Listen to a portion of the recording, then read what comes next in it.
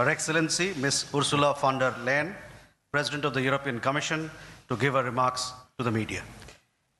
Dear Prime Minister Modi, distinguished friend, António, my friend, ministers, especially Shankar and Guyal, Vice President Kallas, Commissioner Šefčovič, Excellencies, friends, thank you very much for the exceptional hospitality we experienced. It was such an honor for us to be your chief guests at the Republic Day yesterday. This is a memory I will carry for a lifetime, because the sense of communion was so powerful. People filled the streets united in pride and joy of belonging to the Indian nation, and rightfully so.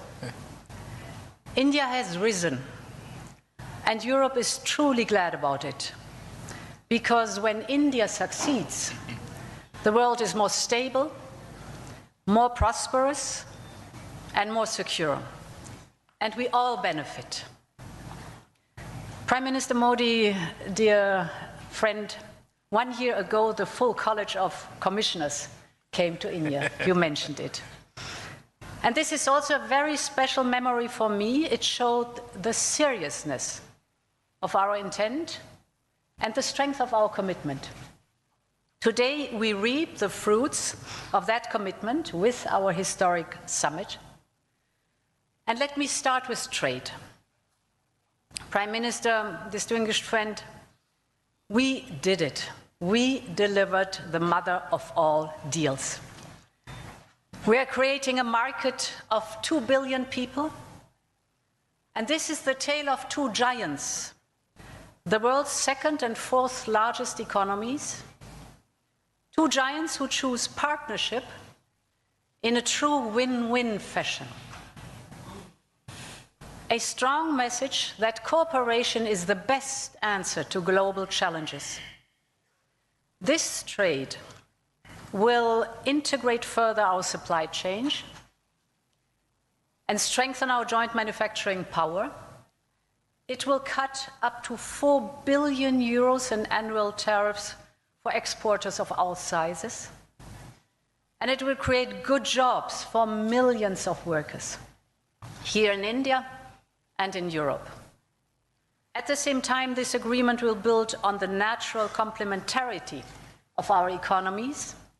It brings together Indian skills, services, and scale with Europe's technology, capital, and innovation. It will create levels of growth that neither side can achieve alone. And by combining these strengths, we reduce strategic dependencies at a time when trade is increasingly weaponized.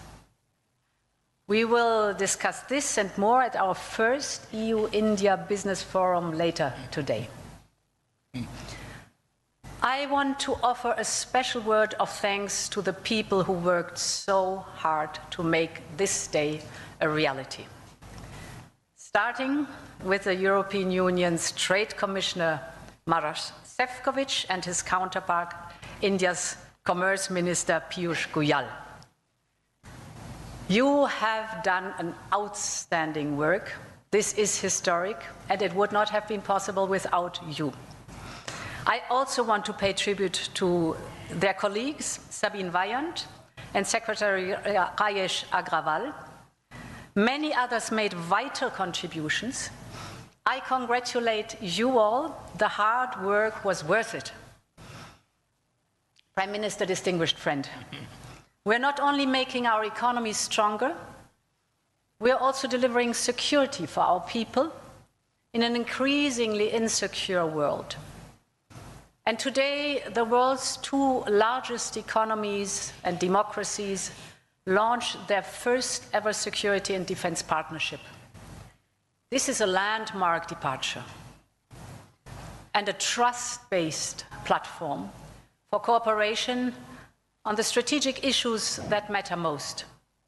In doing so, we will help to build each other's resilience. Europe and India have a long history of cooperation in the defense industry. Now we will enhance this teamwork even further. We will deepen our cooperation on maritime security, for example, joint naval exercises to tackle piracy. And we will step up our work on countering cyber and hybrid threats, which are getting more sophisticated by the day. And our partnership includes a dedicated dialogue on space security, from situational awareness to secure connectivity, and stronger cooperation on counterterrorism. Finally, we are launching negotiations on a security of information agreement. Europe and India have chosen to be reliable partners to one another, and this is how we demonstrate the trust we share. Prime Minister Modi, distinguished friend, I want to turn to innovation, because here too we share core values. The freedom of research and science is paramount for us. Europe and India will always choose science. We will always choose progress, the way forward. We will always choose technology at the service of our people. It's part of who we are. And our cooperation on human-centric, trustworthy artificial intelligence is one of the best examples.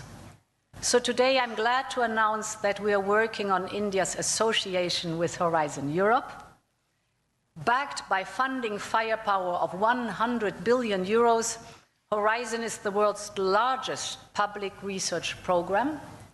And I can't wait for our best talents to get to work to advance health, clean energy, frontier technologies, just to name some. We will set up EU-India innovation hubs. This will help researchers and startups to collaborate on next-generation technology. And we are also launching the EU-India Startup Partnership to boost co-creation and high-potential ventures. Finally, Prime Minister dear Narendra, we both know our greatest wealth are our people. That is why I'm so glad that we are signing an agreement on mobility. We will facilitate the movement of students, researchers, seasonal and highly skilled workers. And this is also why we are launching the first EU Legal Gateway office in India. It will be a one-stop hub to support Indian talent moving to Europe in full alignment with EU member states' needs and policies. This is good for our economies. This is good for the friendship between our people. And this openness benefits us all. As we conclude this 16th summit, let me reflect on another event of deep meaning. 2 weeks ago, India marked Makar Sankranti. It's the beginning of Uttarayan, the sun's northward journey. From darkness to light, from stillness to growth, from what was to what can be. And that is what makes our summit so unique and timely. The time is right for renewal, for fresh momentum, and for opening a new chapter in EU-India friendship. And this is exactly what we have achieved together today. Thank you very much.